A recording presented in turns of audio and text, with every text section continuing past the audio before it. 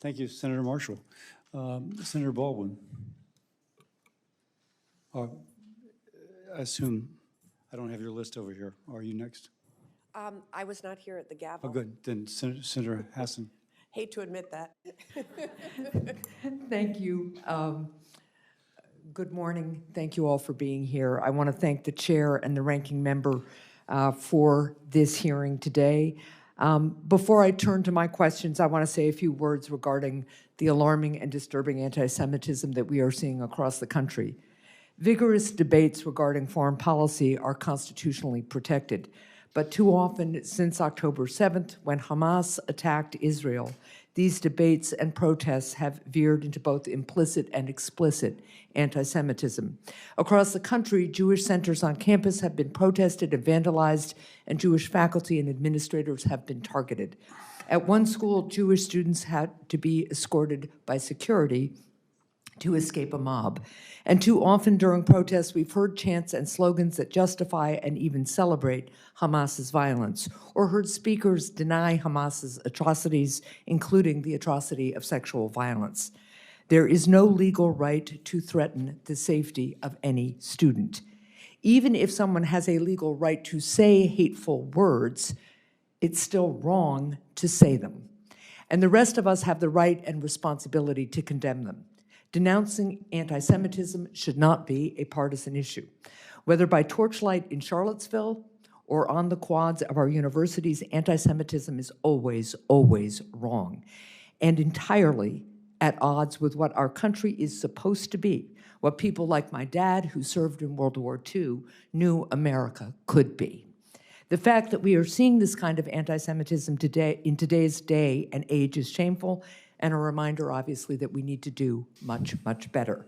Because extremism, no matter what fringe it comes from, doesn't go away on its own. And frankly, on this issue and others in our politics today, I do fear that the further we are removed from World War II, the more likely we are to forget the lessons that many paid a terrible price for all of us to learn.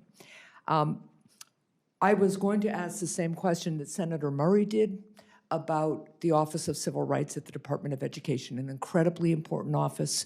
I was grateful, Rabbi, for your description of how it has been undermined and what the impact of that will be, and Mr. Stern, yours as well. It's an incredibly important tool. It is extremely disappointing, more than disappointing. It is wrong that this administration has worked to undermine it so quickly and so strongly, and it is at odds with the administration's rhetoric about wanting to do something about anti-Semitism on our campuses.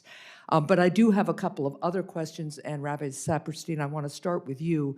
In your testimony, you highlight the importance of strengthening resources for security of our religious and communal institutions.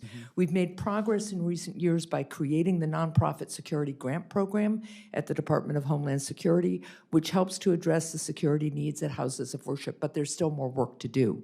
Senator Johnson and I have a bill called the Pray Safe Act, which would establish a federal clearinghouse through which faith-based organizations, houses of worship, and other nonprofits could access information on safety and security best practices, available federal grant programs, and training opportunities. The Pray Safe Act passed out of the Senate Homeland Security and Governmental Affairs Committee by unanimous consent last Congress. I invite my colleagues to work with me in getting it signed into law this Congress. Rabbi, can you speak to how a centralized, easy-to-navigate clearinghouse like this would help you and other faith leaders? And also, if there are other supports you'd like to see us work to provide, please comment on those. Well, thank you for your comments at the beginning about the state of where we are with anti-Semitism. Agreed with everyone. We're hearing things I never thought we would hear again after the Holocaust. We're seeing things I never thought I would see in my lifetime. So thank you so much for that. I spent much of my career working with the National Reform Jewish Movement, the largest movement. I think I can speak for all of the movements, that kind of clearinghouse is invaluable to us.